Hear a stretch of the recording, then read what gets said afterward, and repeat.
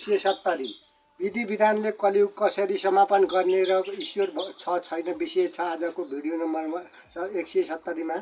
कलियुग 0.5% प्रलय उठाएर र उथल पुथल गरेर 0.5% ईश्वर स्वयं शक्ति प्रकट भएर कलियुग समापन हुनेछ। अब ईश्वर छैन भन्ने सम्बन्धमा ईश्वर शैतानहरूले छैन भन्छन्, नास्तिकवादीले छैन भन्छन्। ईश्वर नभए ईश्वर ग्रन्थ कसरी आयो? कलियुगमा ईश्वर ग्रन्थ किन? ईश्वरले नै दिइरहेछु। के ईश्वर नै नभए पढ्दै नपढेकोलाई पढेको भन्ने, पढेकालाई नपढेको भन्ने यो शैतानी प्रवृत्ति उठाएर हुन्छ र मानव दानवी प्रक्रिया देखाएर हुन्छ। पढेकालाई नपढेको, नपढेकालाई पढेको कर्म भने जस्तो विधि विधानलाई बिथुल्न पाइन्छ र मानव खला बनाउन पाइन्छ।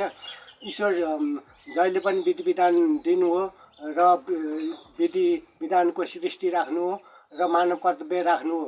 जसले नास्तिकवादी हो, मानव मान्दैन, मानवता ज्ञान विवेक सभ्यता आचरण चरित्र नैतिकता र हिंसा मात्र स्वार्थ मात्र लिन्छ, त्यसले मानवता मान्दैन। जसले मानवता मान्छ त्यसले ईश्वर भगवान विधि विधान छ र सत्यमा विश्वास राख्छ, आस्तिकमा विश्वास राख्छ र मानव भन्छ लर्ड शिव सत्य फलवासले विधान छ पर्वत।